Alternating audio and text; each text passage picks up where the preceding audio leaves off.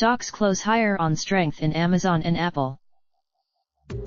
Stocks ended higher Monday as Amazon and Apple outperformed, but gains were kept in check amid pressure from Boeing and Facebook, while traders braced for a busy week, highlighted by a key Federal Reserve meeting.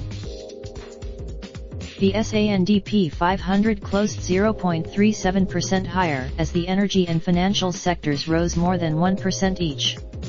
The Nasdaq gained. Boeing fell more than 1.5% after the Wall Street Journal reported the Department of Transportation and federal prosecutors were scrutinizing the development of the company's 737 MAX planes.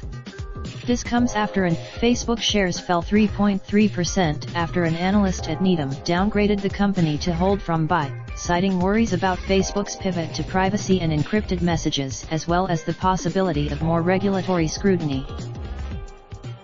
Investors prepared themselves for a busy week as the Fed begins its two-day monetary policy meeting on Tuesday.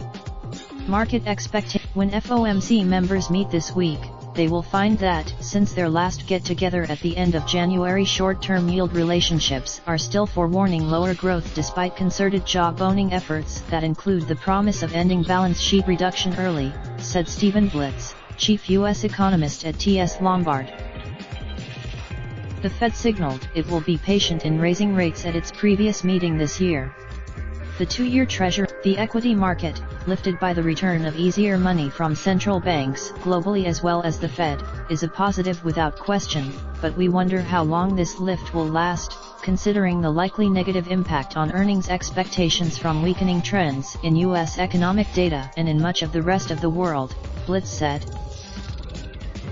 Wall Street is also focused on U.S.-China trade discussions.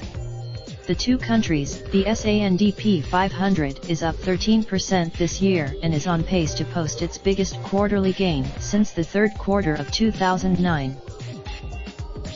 Jonathan Golub, chief U.S. equity strategist at Credit Suisse, hiked his 2019 target on the S&P 500 to 3,025 from 2,925. The strategist's, Golub's new target implies a 20% upside for the S&P 500. CNBC's Sylvia Amaro contributed to this report. Raindrop, drop top, smoking, no cooking the hot pot. Fucking on your bitch, yeah, that. Looking up, open the park pot.